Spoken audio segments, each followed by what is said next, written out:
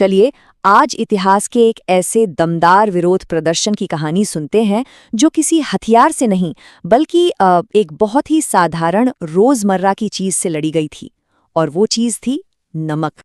तो सवाल यही उठता है ना, कि आखिर कैसे कैसे एक चुटकी नमक दुनिया के सबसे ताकतवर साम्राज्य की नींव हिला सकता है। देखिए, ये कहानी सिर्फ नमक की नहीं है, ये है आत्मसम्मान की, ये है आज़ादी के हक की कहानी। तो चलिए इस पूरी दास्तां को जरा करीब से समझते हैं। तो शुरुआत करते हैं उस वजह से, उस चिंगारी से जिसने इस पूरी क्रांति को जन्म दिया। आखिर वो अन्याय था क्या? वो था नमक पर लगा हुआ टैक्स। सोचिए, एक ऐसा ब्रिटिश कानून था जो हम हिंदुस्तानियों को अपना ही नमक बनाने या बेचने से रोकता था। मतलब हमें मजबूर किया जाता था कि हम सरकार से ही, वो भी भारी भरकम टैक्स चुकाकर नमक खरीदें। अब जरा सोचकर देखिए, एक ऐसा देश जिसके 3 तरफ समुंदर हो, वहां के लोगों को अपनी ही जमीन के नमक के लिए कीमत चुकानी पड़ रही है। ये सिर्फ एक आर्थिक बोझ नहीं था, नहीं, ये तो लोगों के आत्मसम्मान पर सीधा सीधा हमला था। और यहीं पर गांधी जी की दूरदर्शिता दिखाई देती है। उन्होंने इस आंदोलन के लिए नमक को ही क्यों चुना? क्योंकि वो जानते थे कि नमक एक ऐसी चीज है जो अमीर, गरीब, हर मजहब, हर तबके के इंसान को, सबको जोड़ती है। ये सिर्फ एक जरूरत की चीज नहीं थी, ये एक प्रतीक बन गया था। और इसी प्रतीक ने, आप देखिए, पूरे देश को एक साथ लाकर खड़ा कर दिया। क्या कमाल की रणनीति थी सच में। तो बस इसी रणनीति के साथ शुरू हुई आजादी की वो ऐतिहासिक, वो लंबी पद यात्रा। ये सफर शुरू हुआ 12 मार्च 1930 को साबरमती आश्रम से, और इसे खत्म होना था 6 अप्रैल को दांडी के तटिया गांव में। और जब ये यात्रा शुरू हुई तो गांधी जी के साथ कितने लोग थे? सिर्फ 78 सत्याग्रही। जी हाँ, बस 78 लोग। वो लोग जो अहिंसा के रास्ते पर चलते हुए अपना सब कुछ दांव पर लगाने के लिए तैयार थे। और मंजिल थी तकरीबन 390 किलोमीटर दूर, दांडी का समुद्र तट। सोचिए, ये कोई आसान सफर नहीं था। पूरे 24 दिन तक ये कारवां चलता रहा।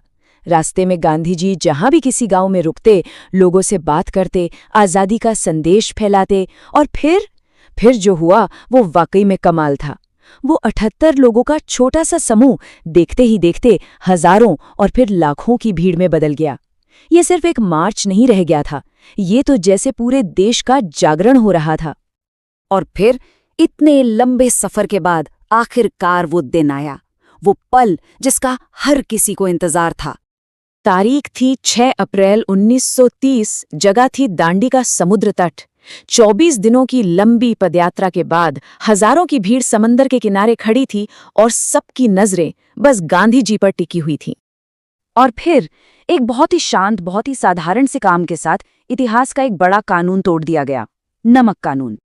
गांधी जी धीरे से समंदर की तरफ बढ़े। उन्होंने एक मुट्ठी नमकीन कीचड़ उठाया, उसे पानी में उबाला और गैर कानूनी तरीके से नमक बना लिया। कोई लंबा चौड़ा भाषण नहीं, कोई हिंसा नहीं, बस एक छोटा सा प्रतीकात्मक कदम जिसने दुनिया के सबसे बड़े साम्राज्य को एक सीधा और साफ संदेश दे दिया कि अब हिंदुस्तान झुकने वाला नहीं है। और गांधी जी के इस एक कदम का असर जानते हैं क्या हुआ? ये एक तूफान की तरह पूरे देश में फैल गया। अब देखिए, 2 मोर्चे खुल गए थे। एक तरफ थे लाखों हिंदुस्तानी जो सड़कों पर उतर आए थे। हर शहर, हर गांव में नमक कानून तोड़ा जाने लगा। एक व्यापक सविनय अवज्ञा आंदोलन शुरू हो गया। और कमाल की बात यह थी कि इसमें महिलाओं ने भी बढ़ चढ़ के हिस्सा लिया। और दूसरी तरफ थी बौखलाई हुई ब्रिटिश हुकूमत। उन्होंने बड़ी क्रूरता से इस आंदोलन को कुचलने की कोशिश की, यहां तक कि साबरमती आश्रम को भी जब्त कर लिया। गांधी जी समेत अंदाजा लगाइए, करीब 60,000 लोगों को गिरफ्तार कर लिया गया। लेकिन इस दमन का असर बिल्कुल उल्टा हुआ। जैसे जैसे जेलें भरती गईं, वैसे वैसे लोगों का हौसला और भी बढ़ता चला गया। और अब ये लड़ाई सिर्फ हिंदुस्तान की नहीं रह गई थी, नहीं, अब पूरी दुनिया की नजरें हम पर थीं। दुनिया भर के अखबारों में इसकी चर्चा होने लगी। खास तौर पर एक अमेरिकी पत्रकार थे, वेब मिलर, उनकी रिपोर्ट्स ने तो इसे एक ग्लोबल मुद्दा ही बना दिया। अब पूरी दुनिया ये देख रही थी कि कैसे बिना हथियार उठाए अहिंसा के रास्ते पर चलकर एक पूरे साम्राज्य को चुनौती दी जा रही थी। तो सवाल उठता है कि इस मार्च की असली विरासत क्या थी? इसका असल मतलब क्या निकला? देखिए, इसका असर बहुत गहरा और दूर तक जाने वाला था। सबसे पहले तो इस आंदोलन ने ब्रिटिश हुकूमत को इतना हिला दिया कि उन्हें बातचीत के मेज पर आना पड़ा और इसी के चलते 1931 में गांधी-इरविन समझौता हुआ। लेकिन इससे भी ज्यादा जरूरी बात यह थी कि इसने पूरे देश को, मतलब हर धर्म, हर जाति और हर वर्ग के लोगों को एक मकसद के लिए एक साथ लाकर खड़ा कर दिया। और अब पूर्ण स्वराज यानी पूरी आज़ादी की मांग पहले से कई ज्यादा बुलंद हो चुकी थी। तो आखिर में इस यात्रा ने एक बात तो साफ साफ साबित कर दी कि अहिंसा में कितनी ज्यादा ताकत है। ये एक ऐसी नैतिक शक्ति है जो तोप और बंदूकों से भी कहीं ज्यादा असरदार हो सकती है। और जाते जाते ये कहानी आज भी एक बहुत अहम सवाल हमारे सामने खड़ा करती है कि आज के दौर का नमक क्या है? वो कौन सा ऐसा छोटा सा दिखने वाला अन्याय है जिसे अगर एकजुट होकर उठाया जाए तो वो लाखों लोगों को एक बड़े बदलाव के लिए खड़ा कर सकता है?